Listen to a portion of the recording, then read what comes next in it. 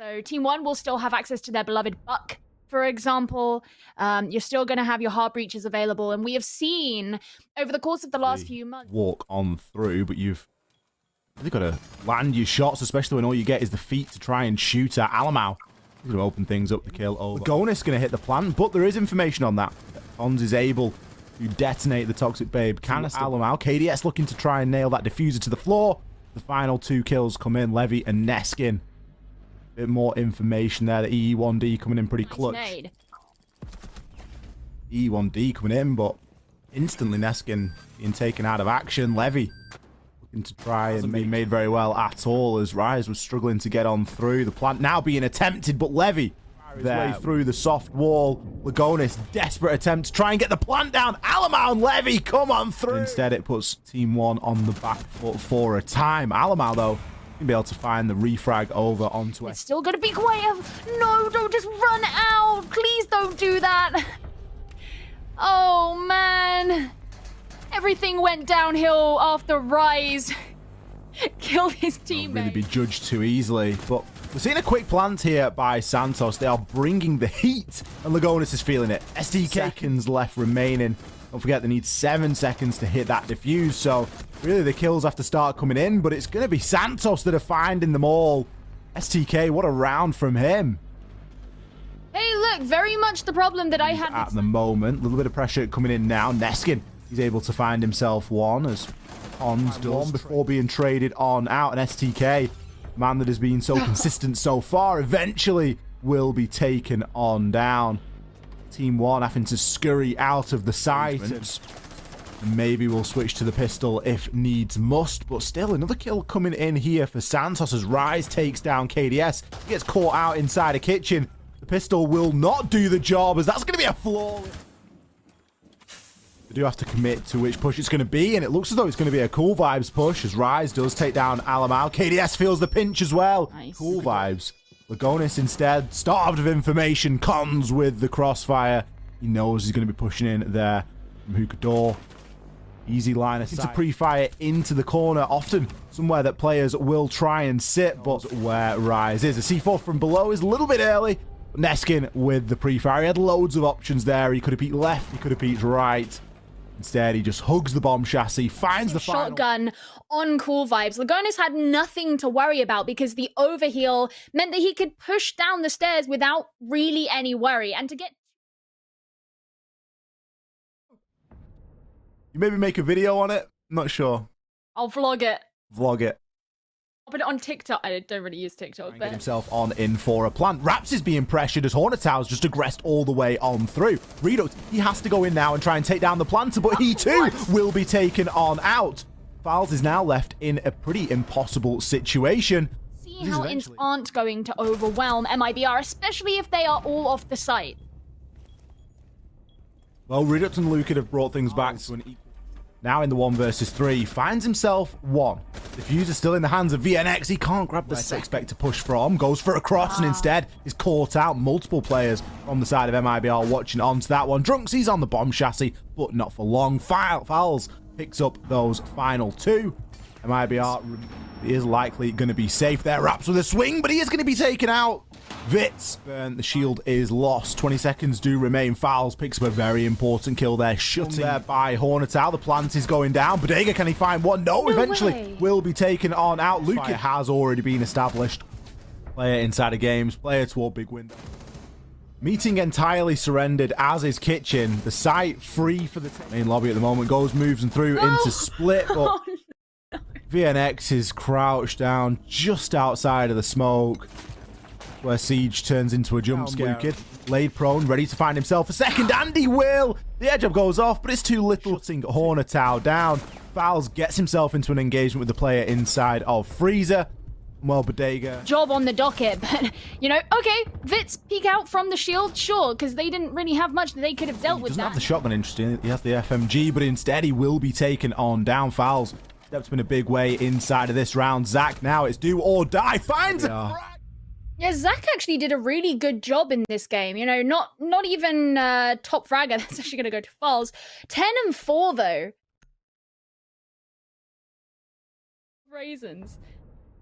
I had to text my flatmate to ask him to go and buy me some food because I didn't have any in the house, and we don't get very long breaks. So that position and aggress a bit further over onto 90. Patoxy, he's going to be able to find himself and rotate behind, and that's the plan. He doesn't have the exact line of sight onto resets and is caught out for the trouble. Has live information as to a player peeking through into study, but Patoxy, he's a little bit quicker. Kamikaze there was always more useful, and after stunning out or tagging out Patoxy, there you go. You can see in actually the player cam that Psycho wasn't too happy about that one, as maybe felt like he swung versus 3, and he's still chunked down. Don't forget, he took a load of damage in the early part of the round. It's one bullet from Perez that's going to do the job. He's really someone to get caught in that at this stage. Patoxy, he's able to take down Pino. Julio pushes on up aggressively. It's into the engagement with Live. Live hits the reload in the middle of no man's land, and eventually is swung upon the C7E, doing the damage there. Another EE1D coming in, maybe a little bit too late there, as Resets is going to fall as well. Pino, happy and confident to just peek outside of the vault before trying to keep off the drones for now. Julio could be about to find his prey, and he does. Straight onto to his right. He's going to get taken by surprise, I think. That leaves just Julio. Doesn't down on my notes, and I looked up again. Well, fortunately for Muzi, it was the Gemini. Oh, Pino, how has he been Toxie and Ion? The minute left are the last two, and this has just got NIP Flawless written all over it, hasn't it? Pino moves on through, picks himself to fall as Resets is able to deal with him, but Psycho, he's able to find that, able to open up Astronomy somewhat, pre-fires his way around and will find the kill, but no, gets greedy, goes. Muzi once again is surrounded from both sides. He knows where one is here for NIP. We're barely at the halfway mark. Come on. There's no useful ones. You can see everybody on the side of NIP is watching his cam, and they're all going to watch him swing into Live. The Toxic Babe canister is going to cut off the access in the area around the site is clear. Ooh. They're not going to get to use the Candelas at all. He's the next one to go down as Live catches him out, and it actually looks like the turns have taken to use them. There's a shield to contend with as well, and a player behind said shield. C4 not even going to be required. Resets, he just pops himself. Taken off the player from the space. That's going to be Muzi's job, but he can't land the shot. Live. Oh no! Line of sight at the bottom of 90, and only really have the sight to worry about, but Resets with the C4 to deal with. Nobody looking to give the game away, and he eventually is going to start getting opened into Vault. Muzi looking to challenge onto that, but Muzi will fall as well. This could be it here for this map. Julio has a chance, but keeps himself alive instead. Babe canisters, the diffuser is in the hands of Live, finds himself one, tries to get away, but Resets comes in again. From the top of those red stairs, is able to find the final 2 kills required. Like, that was a very, very well fought game on both sides. They had their rounds where they had their mistakes, but they also had some... Yeah, again, like, these bands aren't really world... sort of changing on this map. Problem is going to be Herds. He takes himself out with the nade Nesk. It's early. It is very early to fly out the window. And could you blame him? He's going to go for the fly out. Picks up the kill onto GDM. Panico now, the last player standing. WSN's allowed to push all the way on in. Panico and Mav find a frag each. All of a sudden it puts Sexy Cake and Nesk 1 versus 4 now. The plan that has gone down. Panico, he's able to swoop on through, finding the final kill. What patience there from W7M. He does manage to get himself back down safely. But no, goes for the re-challenge. What is he doing? He got himself safe, and all of a sudden gets himself taken out. Bit of a retreat. He really is going to put the pressure on. Panico from inside of the launch. He is going for the Liquid S strat of getting himself in through that heaven window. Finds himself a frag. Is instantly shut down. He takes down Sexy Cake, but he wasn't accounting for PSK. Liquid have changed. He is doing now. Panico, GDN, the last 2 standing, but down as well. He's going to be inside the train car. Can't even find the one onto GDN. I thought he had an opportunity. Outside now. The Capital Firebolt comes in. That's going to be huge, but the Toxic Babe gas is doing plenty of damage as well. That's Diffuser down. Look at Moringa go here. God. Draws for the SMG. Finishes off Gee. It arguably isn't required just yet. Gee playing a bit of a blinder. Everyone would expect him to be out on that mirror window where that diffuser is going to be. Panico's going to use that to take down PSK. Palu picks the diffuser up. Desperate times, desperate measures. No point getting it down. The very same as he did previously. Nesk responds for Liquid to try and take advantage of a vertical presence that Nesk is aware of. Hurts entirely. So much intel, it's now all down to Gee. He's going to pick himself up one, but the plant is going to be going down here. Palu comes off briefly for a second. Somebody hit! The plant has this time gone down, and Palu of the mute jammer PSK takes down GDN.